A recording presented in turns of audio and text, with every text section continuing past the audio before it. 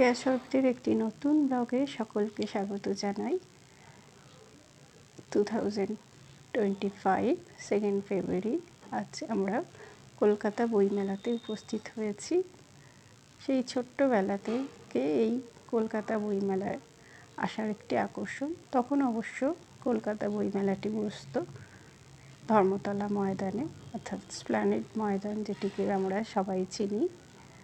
এখন তো কলকাতার বুক ফেয়ারটি সল্টলেকের সেন্ট্রাল পার্কের কাছে চলে গেছে।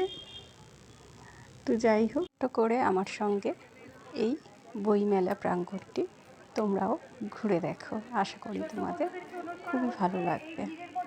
বাবা মায়ের হাতটা ছেড়ো না, বাবা মায়ের হাত কেউ ছেড়ো না। আপনাদের বড়দের সঙ্গে করা হচ্ছে, একটু ছোটদের হাতে ধরে রাখুন।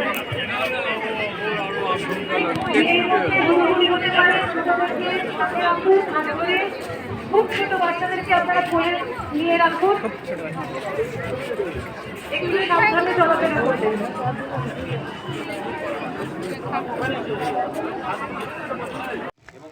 শিশুচন্দ্র জুয়েলার্সের স্টলটিও দেখার মতো। একটা পুরনো বাড়ির মতন করেছিল, সেই বড় বড় খিড়কি দেওয়া জানালাগুলো দিয়ে স্টলটি সুন্দর করে সাজানো হয়েছে। বইমেলার এই প্রান্ত থেকে ও প্রান্ত প্রত্যেকটি স্টলে ঘুরে ঘুরে বই দেখা, আর অজস্র এই মানুষের ভিড়ে তাদের কথা, তাদের আনন্দ, তাদের হইচই সমস্ত কিছু নিয়ে একটা মেতে ওঠা মেলা প্রাঙ্গণে মিলিত হওয়া যেন একটা আলাদা আনন্দ।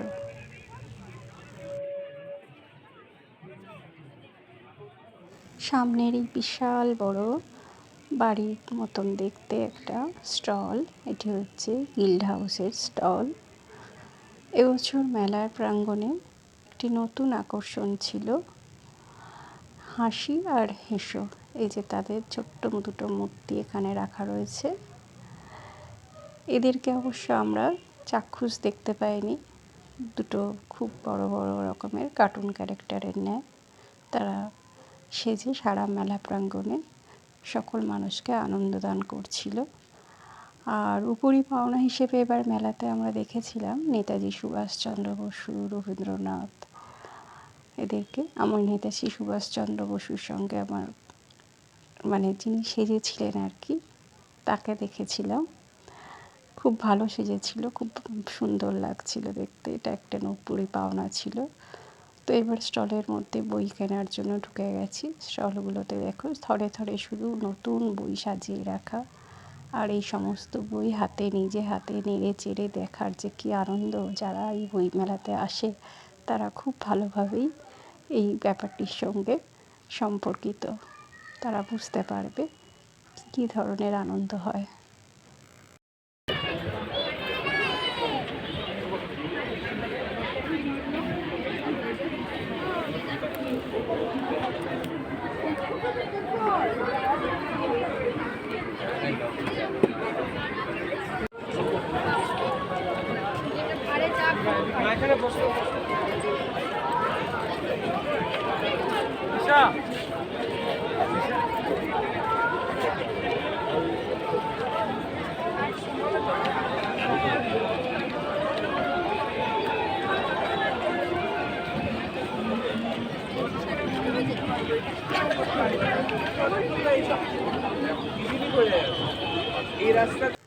প্রতি বছরের মতন এবছরেও আনন্দর স্টলের প্রচুর ভিড়, প্রচুর লাইন পড়েছে।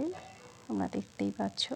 দেখতে দেখতে মেলাতে অন্ধকার নেমে এলো এবং সমস্ত দিকে চারিদিকে লাইট জ্বলে উঠে মেলা প্রাঙ্গণ আরও সুন্দর দেখতে হয়ে গেল। চারিদিকে নানান রঙের লাইটের ছোঁয়ায় আলোর ঝলকানিতে খুব সুন্দর লাগছে। আর এই যে হলো এবছর মেলার থিম ছিল জার্মানি, তাদের স্টলটি এইভাবে সাজানো হয়েছিল। দেখতেই পাচ্ছ তাদের স্টলটি।